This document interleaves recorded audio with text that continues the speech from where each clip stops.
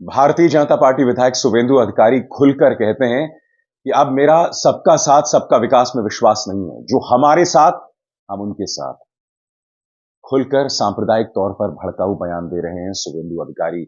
और यह आदमी अगर भाजपा पश्चिम बंगाल जीत जाती तो पश्चिम बंगाल का मुख्यमंत्री होता।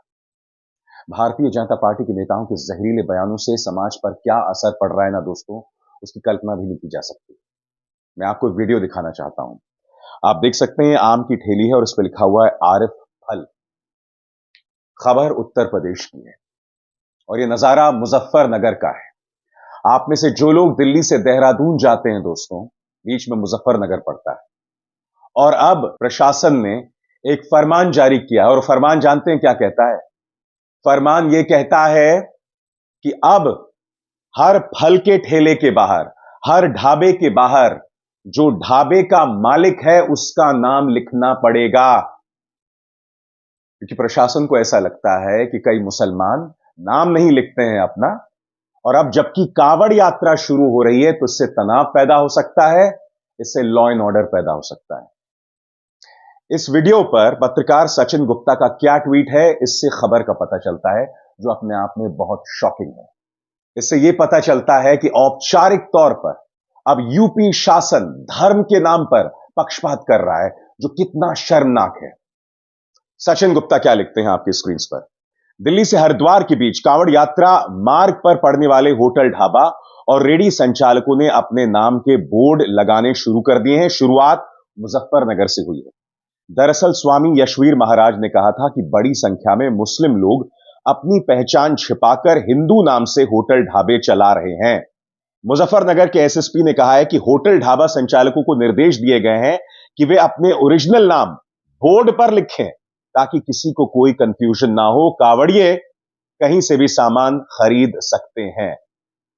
खुलकर धर्म के नाम पर पक्षपात नहीं है तो क्या है? सुनिए एक पुलिस ऑफिसर क्या कह रहे हैं। मैं उत्तर प्रदेश पुलिस से समझना चाहता हूं कि इससे लॉ एंड ऑर्डर कैसे पेश आएगा। अगर कोई एक मुसलमान दुकानदार से नहीं खरीदना चाहता तो वो ना खरीदे, नंबर एक। नंबर दो, सालों से यहां कावड़ यात्रा हो रही है, कावड़िए निकलते हैं और सालों से फलों की ठेलियां जो हैं वो इस इलाके के मुसलमान चलाते हैं। मैं खुद कई बार दिल्ली से देहरादून गया हूं और देहरादून से वापसी आते समय वहां पर आम मिलते हैं दोस्तों, और ये आम अधिकतर पश्चिमी उत्तर प्रदेश में मुसलमान बेच रहे होते हैं। मैंने उनसे कई बार खरीदा है। ये उनका धंधा है, ये उनका बिजनेस है। आप उन्हें खत्म कर देना चाहते हैं? बताइए, अब आप उनके बिजनेस पर लात मारना चाहते हैं? शर्म नहीं आती इस वक्त उत्तर प्रदेश पुलिस को? मैं आपको बतलाना चाहता हूं कि अखिलेश यादव ने इसे मुद्दा बनाया। क्या कह रहे हैं अखिलेश यादव? और जिसका नाम गुड्डू, मुन्ना, छोटू या फत्ते है, उसके नाम से क्या पता चलेगा? माननीय न्यायालय स्वतः संज्ञान ले और ऐसे प्रशासन के पीछे के शासन तक की मंशा की जांच करवाकर उचित दंडात्मक कार्रवाई करे। ऐसे आदेश सामाजिक अपराध हैं जो सौहार्द के शांतिपूर्ण वातावरण को बिगाड़ना चाहते हैं। और जब इस मुद्दे को लेकर बवाल उठा तो यूपी पुलिस ने यह काम चलाओ बयान दिया है जो आपके स्क्रीन पर दिखाई दे रहा है। आपकी मंशा क्या है यह अब समझ आ चुकी है। खुलकर इस तरह का पक्षपात हो रहा है, चाहे उत्तर प्रदेश हो, चाहे उत्तराखंड हो, चाहे महाराष्ट्र हो। हर जगह जहां बीजेपी की सरकार है इस तरह का पक्षपात हो रहा है। कुछ देर बाद मैं आपको उत्तराखंड और महाराष्ट्र की कुछ खतरनाक तस्वीरें बताने वाला हूं, जो बतला रहा है कि समाज को किस तरह से जहर में डुबोया जा रहा है। असदुद्दीन ओवैसी ने भी इस मुद्दे पर तल्ख तेवर अपनाए। वो कहते हैं, उत्तर प्रदेश पुलिस के आदेश के अनुसार अब हर खाने वाली दुकान या ठेले के मालिक को अपना नाम बोर्ड पर लगाना होगा ताकि कोई कावड़िया गलती से मुसलमान की दुकान से कुछ ना खरीद ले। इसे दक्षिण अफ्रीका में अपार्थाइड कहा जाता था और हिटलर की जर्मनी में इसका नाम जूडन बॉयकॉट था, यानी यहूदियों का बॉयकॉट। तल्ख तेवर यहां दिखाई दे रहे हैं असदुद्दीन ओवैसी के। मगर क्या यह अपवाद माना जा सकता है? क्या यह सिर्फ उत्तर प्रदेश के संदर्भ में हो रहा है और ऐसा कहीं नहीं होता? बिल्कुल नहीं। ये भाजपा के नेताओं के तेवर हैं, ये उनकी सोच है।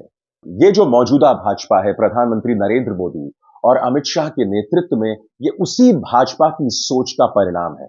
सबका साथ सबका विकास, सबका साथ सबका विकास, सबका साथ सबका विकास। शुभेंदु अधिकारी, इस आदमी के सपने थे पश्चिम बंगाल का मुख्यमंत्री बनने के लिए। अब ये खुलेआम प्रधानमंत्री का मजाक बनाते हुए कहता है कि भाई मेरा तो विश्वास नहीं है सबका साथ सबका विकास में, जो मेरे साथ में उनके साथ। सुनिए क्या कह रहा है। আমিও বলেছি রাষ্ট্রবাদী মুসলিম, আপনারাও বলেছেন সবকা সাথ সবকা বিকাশ।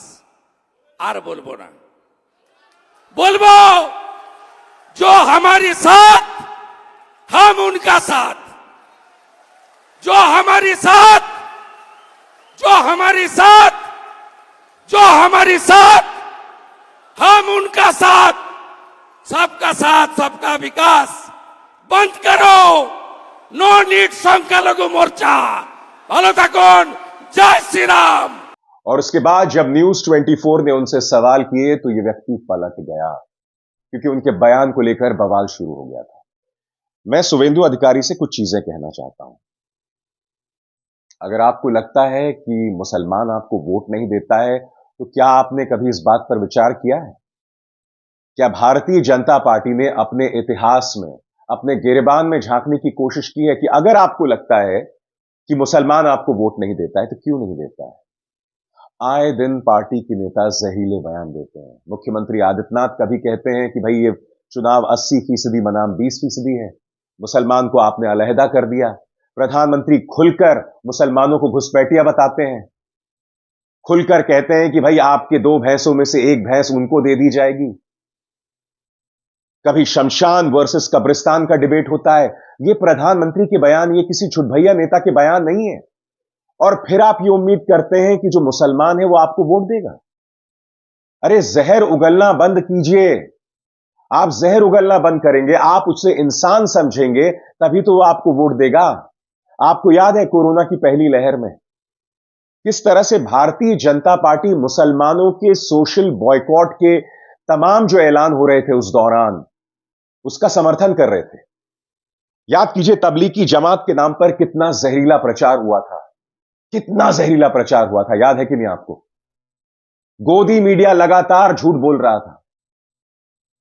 ये जो दंगाई एंकर्स हैं, इन पर क्या भाजपा कभी कोई लगाम लगाती है? और आप ये उम्मीद करते हैं कि ऐसे में मुसलमान आपको समर्थन देगा? तमाम हदों को पार किया जा रहा है। दोस्तों, महाराष्ट्र में क्या हुआ है मैं वो तस्वीर भी आपको नहीं दिखा सकता। कोल्हापुर से चंद किलोमीटर दूर एक मस्जिद पर हमला बोल दिया जाता है। भाजपा का एक नेता का बयान आता है, यहां पर अवैध अतिक्रमण है और उस मस्जिद पर हमला बोल दिया जाता है। वो तस्वीर इतनी शॉकिंग है, मैं आपको दिखा भी नहीं सकता हूं, मैं दिखाना भी नहीं चाहता हूं, क्योंकि आप जानते हैं कि मैं अपने कार्यक्रम में हिंसा नहीं दिखाता। और इसी महाराष्ट्र में याद कीजिएगा, टी राजा सिंह भाजपा का विधायक, ये एक अरसे से जमीन तैयार कर रहा है, नफरती जमीन तैयार कर रहा है। गली गली घूमकर इसने जहरीले बयान दिए थे। महाराष्ट्र जो कि इस देश की व्यावसायिक नब्ज़िमा, खुलेआम इस तरह के जहरीले बयान दिए जा रहे हैं। क्या इस पर कोई लगाम है? क्या कोई अंकुश है? यह सवाल पूछा जाएगा कि नहीं पूछा जाएगा? और फिर आप ये कहते हैं कि हमारा सबका साथ सबका विकास में विश्वास नहीं है क्योंकि मुसलमान हमें वोट नहीं देता है। अरे वो क्यों वोट देगा? तुम तो उसे इंसान भी नहीं समझते हो। भाई सवाल है, सीधा सा और सरल सा सवाल है। अगर आपको लगता है कि कोई आप में विश्वास जतलाए, तो कब विश्वास जतलाएगा? जब आप उनसे इंसान समझेंगे। मैं आपको 3 मिसाल दे चुका हूं। पहली मिसाल मुजफ्फरनगर की, ठीक है? वहां पर अब मुसलमानों से कहा जा रहा है कि आप अपनी फलों की रेडियों के आगे अपने नाम लिखें ताकि कावड़िया किसी मुसलमान से ना खरीदे। दूसरी मिसाल शुभेंदु अधिकारी का बयान। और तीसरी मिसाल जो मैंने आपको बताई है वो है महाराष्ट्र। और ये मत सोचिए कि गाज सिर्फ मुसलमानों पर गिर रही है। उत्तराखंड के देहरादून में क्या आप जानते हैं कुछ ईसाई पूजा कर रहे थे, कुछ हिंदुत्ववादी लोग घुसते हैं यह आरोप लगाते हुए कि वहां धर्म परिवर्तन हो रहा है, वहां तोड़फोड़ की जाती है, औरतों को बेइज्जत किया जाता है, छोटे छोटे बच्चे जो वहां पूजा कर रहे होते हैं उनके सिर पर थप्पड़ मारे जाते हैं। मैं आपको एक वीडियो दिखाता हूं। वहां कुछ हिंदुत्ववादी युवा हैं, वहां पर ईसाइयों का क्रॉस है। अब आप जानते हैं दोस्तों, ईसाई हैं वो क्रॉस के सामने सिर झुकाते हैं। अब उस क्रॉस को मिसाल के तौर पर पेश किया जा रहा है कि देखो धर्म परिवर्तन किया जा रहा है। अरे ना समझो, उस क्रॉस के सामने वो सिर झुकाकर पूजा करते हैं। ये वीडियो देखिए दोस्तों। ये देखो बड़ा वीडियो है।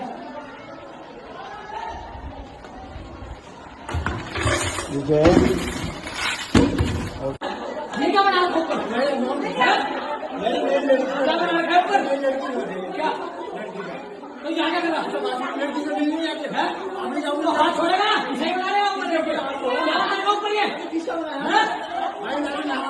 इतना बड़ा पुलाव बना रखा, इतना बड़ा पुलाव बना रखा।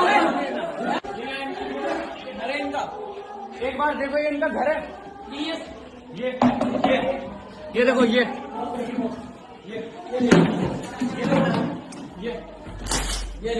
इनका घर है।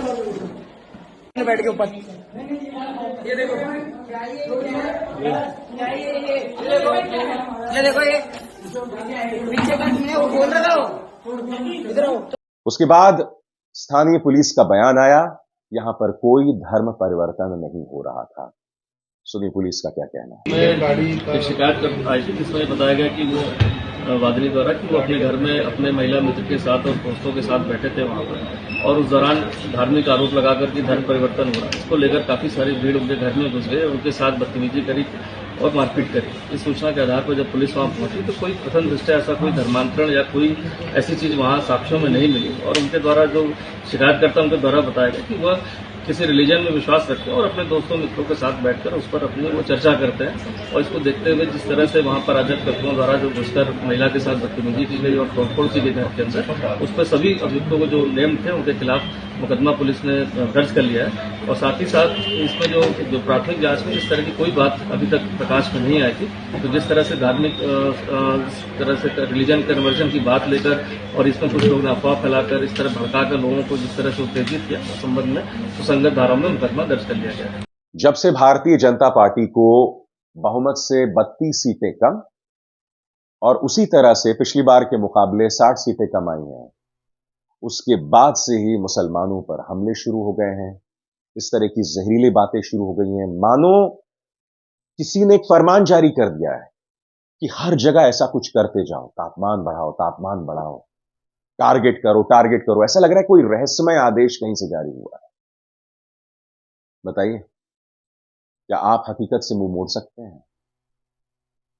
मुसलमान हो, ईसाई हो, सिख हो, इस देश के नागरिक हैं, उनके साथ इंसानों जैसा बर्ताव कीजिए, जहर उगलना बंद कीजिए। चाहे शुभेंदु अधिकारी हो, चाहे हेमंत बिस्व शर्मा हो, चाहे माननीय गृह मंत्री हो या स्वयं प्रधानमंत्री। बहुत शॉकिंग है आप लोग जो कर रहे हैं धर्म के नाम पर। और मैं हिंदुओं से पूछना चाहता हूं, ये जो तमाम तस्वीरें सामने उभर कर आ रही हैं जहां मुजफ्फरनगर में अब फलों की रेडियों के बाहर मुसलमानों के नाम लिखे गए, या उत्तराखंड के देहरादून में कुछ ईसाइयों पर हमला किया गया, या महाराष्ट्र में एक मस्जिद पर हमला किया गया, आपको क्या लगता है, क्या इससे हिंदू धर्म का मान सम्मान बढ़ रहा है? भाई बताइए बताइए, क्या आपको लगता है कि वो हिंदू धर्म जो सर्वधर्म संभाव में विश्वास करता है, जो इस बात में विश्वास करता है कि पूरी दुनिया मेरा परिवार है, यानी वसुदैव कुटुंबकम, क्या आपको लगता है कि इससे हिंदू का मान सम्मान बढ़ रहा है? और जो आपको बार बार भड़काया जाता है, क्या आपको लगता है कि इससे आपका जो मानसिक संतुलन है वो बेहतर हो रहा है, आप मानसिक तौर पर तरक्की कर रहे हैं? जो बात मैं आपसे बार बार कहता हूं, फिर दोहराऊंगा, हिंदू इस देश की मेजॉरिटी है और इस देश का हिंदू कभी नहीं तरक्की कर सकता अगर उसे बार बार यह बतलाया जाएगा कि तुम खतरे में हो, अगर उसे बार बार यह बतलाया जाएगा कि तुम्हें डरना चाहिए, अगर उसे बार बार यह बतलाया जाएगा कि मुगलों का राज आ जाएगा। नहीं साहब, हिंदू धर्म की यही खासियत रही है, इसमें एक लिबरल सोच है, हम खुली सोच के लोग रहे हैं, हमने परिवर्तनों को गले लगाया है, दूसरे धर्म वाले लोगों को भी गले लगाया है हमने। भड़काकर डराकर तरक्की नहीं की जा सकती। तब आपके मन में हमेशा ही डर रहेगा कि मुगल आ जाएंगे, हम पर मुसलमान राज करने लगेंगे, यही सोचकर आप अपनी जिंदगी बर्बाद करते रहेंगे। सोचिएगा, विचार कीजिएगा। अविसार शर्मा को दीजिए इजाजत। नमस्कार। स्वतंत्र और आजाद पत्रकारिता का समर्थन कीजिए, सच में मेरा साथी बनिए। बहुत आसान है दोस्तों, इस ज्वाइन बटन को दबाइए और आपके सामने आएंगे ये 3 विकल्प, इनमें से एक चुनिए और सच के इस सफर में मेरा साथी बनिए।